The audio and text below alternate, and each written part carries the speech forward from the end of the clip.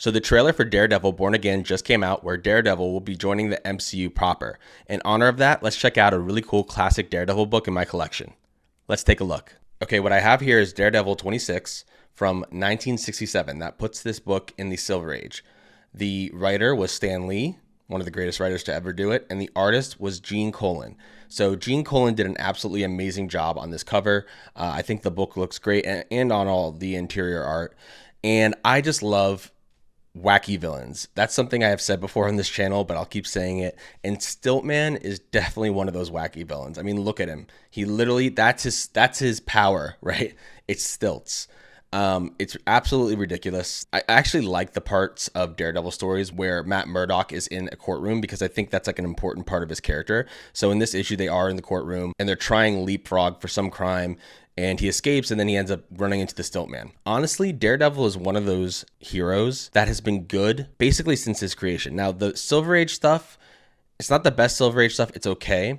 But there have been so many good Daredevil runs. If you just look at the omnibuses for Daredevil, and I brought out a few. So here's my omnibus for Daredevil, one of my Daredevil Silver Age omnibuses. That's volume 2. As you can see, he has the yellow costume here, which is pretty cool.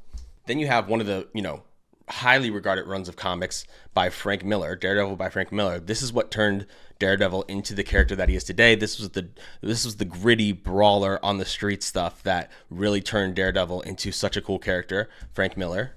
And then you had a great run by Brian Michael Bendis, and I just finished reading this first volume, and it's so good. But after Bendis, you have Brubaker, which is a great run. You have the Shadowland saga, which is great. You have the Mark Waid run, which is great. You have Charles Soule, and then after that, Chip Zdarsky. So I have everything up to Charles Soule, and I will eventually get Chip Zdarsky's omnibus as well. But Daredevil is just a character that has been good for so long. He's had so many great runs in comics, and it's because he's a really cool character. The concept, he's basically a disabled character. His powers make up for that in special ways, and you can do really creative writing with Daredevil, and I think he just is a character you can relate to. And I just, I'm going to keep reading my Daredevil omnibuses, and I'm, enjoying every one that I've read so far. So I'm just super happy to have this awesome piece of Daredevil history in my collection.